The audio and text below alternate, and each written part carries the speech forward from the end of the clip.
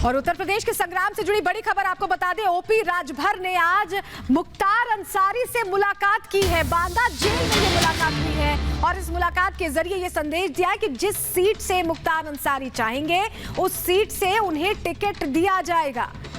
इस वक्त की बड़ी खबर हम आपको बता रहे हैं, मुख्तार अंसारी से मिले हैं ओपी राजभर। एक रिपोर्ट आपको दिखाते हैं।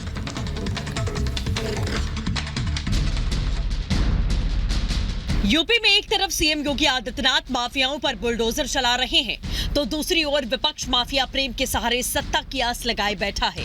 कुछ दिनों पहले अखिलेश से मिलने वाले ओम प्रकाश राजभर अब पूर्वांचल के कुख्यात माफिया मुख्तार अंसारी से जेल में मिले हैं। ओम प्रकाश राजभर ने बांदा जेल में बंद माफिया डॉन मुख्तार अंसारी से मुलाकात की और पूर्वांचल में चुनावी समीकरण पर चर्चा की। राजभर पहले ही मुख्तार के लिए अपना प्रेम दिखा चुके हैं और अपनी पार्टी से सीट देने का प्रस्ताव भेज चुके हैं। मुख्तार अंसारी को मसीहा बता चुके हैं। पिछले 5 सालों में बिना कामकाज के सियासी जमीन को तलाशने में जुटे सुहेल देव भारतीय समाज पार्टी के अध्यक्ष दर बदर भटक रहे हैं। यूपी चुनाव को लेकर पहले ओवैसी से बात की, फिर अखिलेश की शरण में आए, अब माफिया मुख्तार अंसारी से मुलाकात। ये तस्वीरें बताती है कि ओम प्रकाश राजभर अपनी खोई सियासी जमीन को तलाश कर रहे हैं और इसके लिए वो किसी भी दाव को लगाने के लिए तैयार बैठे हैं। Bureau report, Republic Bharat. वहीं माफिया मुख्तार अंसारी से मुलाकात को लेकर जब ओपी राजभर से सवाल किया गया तो उन्होंने कई दलीलें दी। रिपब्लिक भारत से खास बातचीत की है, आपको सुनवाते हैं। कल आपने मुख्तार अंसारी से जेल में मुलाकात करी है, क्या मायने हैं इस मुलाकात के? देखिए, मुख्तार अंसारी से हमारी कोई नई मुलाकात नहीं है। जब वो आगरा जेल में थे, मैं मिनिस्टर था तब भी जाता था। पंजाब के रोपड़ में थे, मैं मिनिस्टर था तब भी गया। वो बांदा थे, मिनिस्टर था तब भी गया। हमारा उनका 19 साल से संबंध है।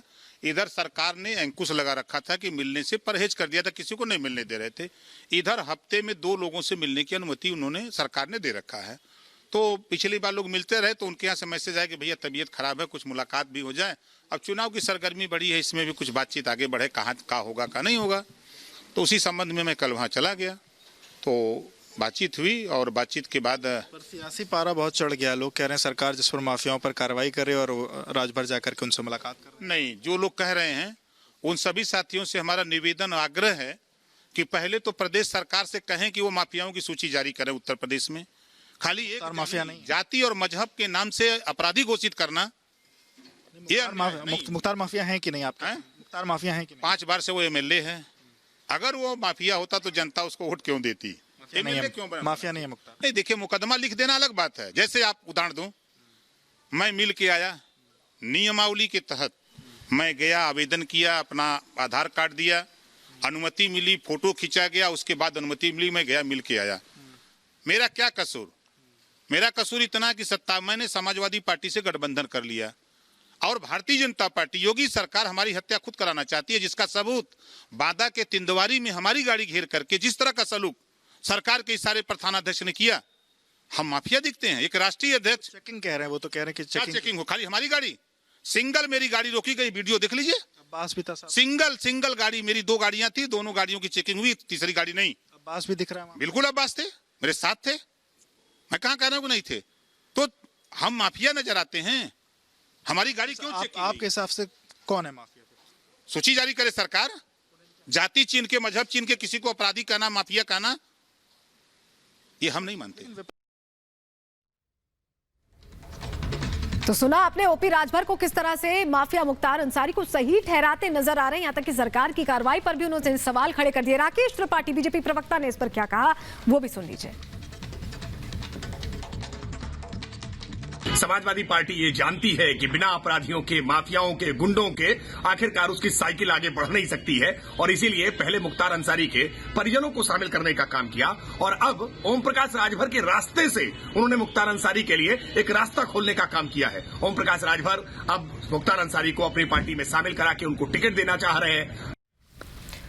और हमारे साथ हमारे सहयोगी विवेक राय सीधे जुड़ रहे हैं, उनसे और ज्यादा जानकारी इस खबर पर लेते हैं। विवेक, आपकी बातचीत भी हुई ओपी राजभर से, वो लगातार माफिया मुख्तार अंसारी को सही ठहराते नजर आ रहे थे। ये क्या सिर्फ संभावनाओं की तलाश है या अस्तित्व की तलाश है कि वो अपनी मौजूदगी दर्ज करा पाए इस चुनाव में? उसके लिए कुछ भी करने को तैयार है क्या ओपी राजभर?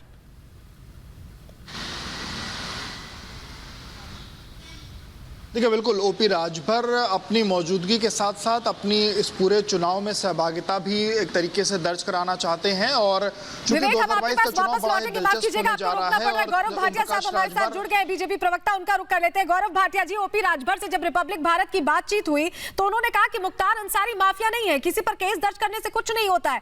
यानी योगी सरकार, यूपी सरकार अगर कार्रवाई करती है तो उसके भी खिलाफ है, कह रहे हैं कि जाति और तमाम चीजें देखकर अब कार्रवाई करते हैं। क्या कहेंगे इस पर?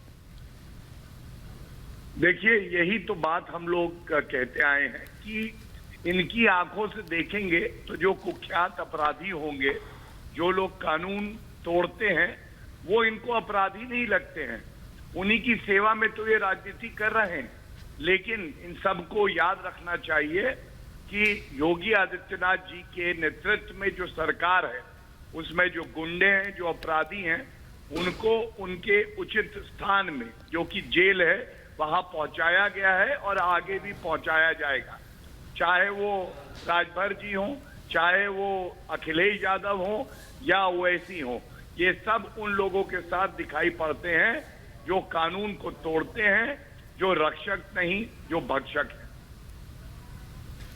आप हमारे साथ जुड़े रहिए। सिद्धार्थनाथ सिंह जी हमारे साथ जुड़ गए हैं। सिद्धार्थनाथ जी, ओपी राजभर वही हैं और लखनऊ से ही वो इस तरह की बातें बार बार कर रहे हैं। उनका कहना है कि माफिया मुख्तार अंसारी जहां से चाहेंगे वहां से उनको टिकट दिया जाएगा। ये भी कह रहे हैं कि एक लिस्ट क्यों नहीं सरकार बना देती कि आखिर माफिया कौन है।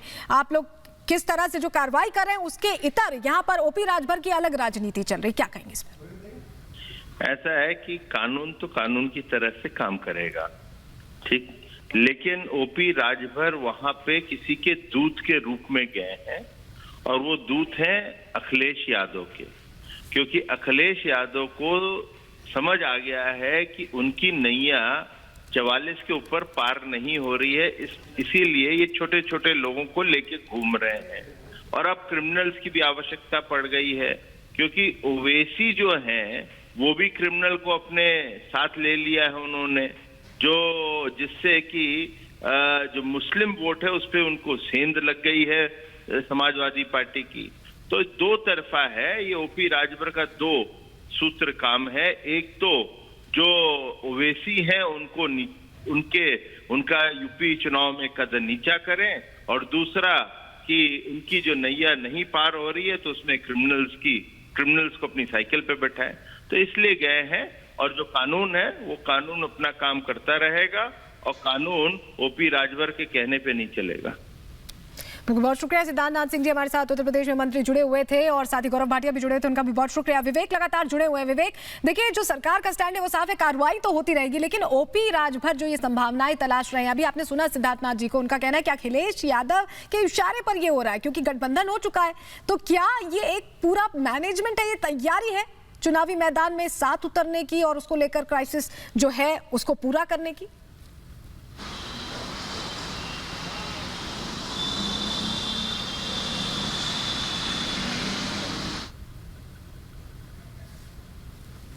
चलिए, विवेक से तकनीकी कारणों से संपर्क नहीं हो पा रहा है, लेकिन ओपी राजभर बांदा जेल पहुंचते हैं और मुलाकात करते हैं माफिया मुख्तार अंसारी से, और इसके सियासी मायने निकल रहे हैं क्योंकि समय चुनाव का है और चुनाव के वक्त में जब ये मुलाकातें हो रही हैं तो ये एक अलग बात कहती है, बताती है कि किस तरह से ओपी राजभर अब पूरी तरह से